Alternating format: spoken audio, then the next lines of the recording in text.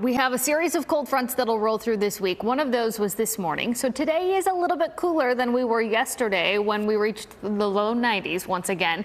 And then we get into the end of this week and we've got a stronger cold front that's going to bring us the risk of some strong to severe thunderstorms. Notice right now, most of the eastern portion of the country dealing with some cloud coverage and also a strong area of low pressure moving through the Ohio River Valley.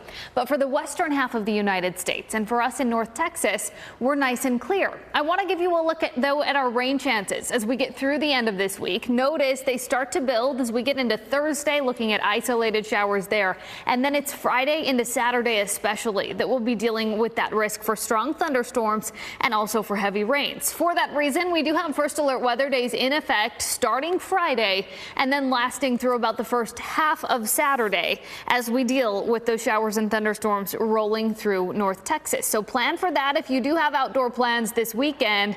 Friday evening plans, if you're headed out to football games, this is going to be something to keep in mind. Make sure you're staying apprised of the forecast as we get through the next few days.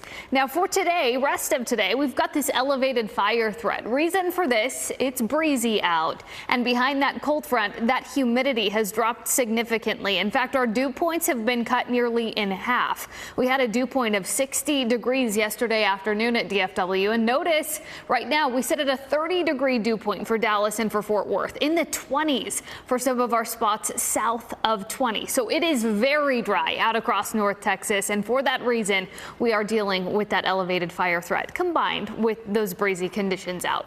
We get through the next few days and expect a little bit of a breeze to stick around, but our dew points do start to rise as we head Wednesday into Thursday with temperatures in the low to middle 80s through that point.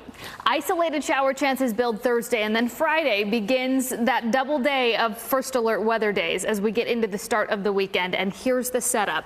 We have this area of low pressure that's going to help to lift this warm front through North Texas. This is Thursday.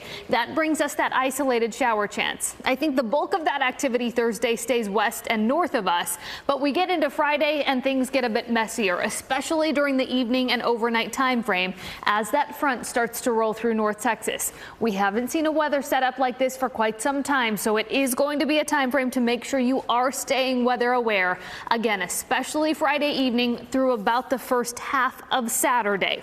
We have those first alert weather days in effect for that reason, and then that will start to knock our temperatures down as well. So Friday, a high of about 80 degrees. Then those heavier showers start to roll in during the evening time frame. That knocks us back to the middle 70s on Saturday. I think most of us will start to clear up from west to east as we get into Saturday evening, and then most of North Texas is nice and dry on Sunday with highs in the upper 70s. Check out the middle of next week. That's when things really do start to feel more like fall as temperatures settle with another cold front on the way back into the middle 70s, guys.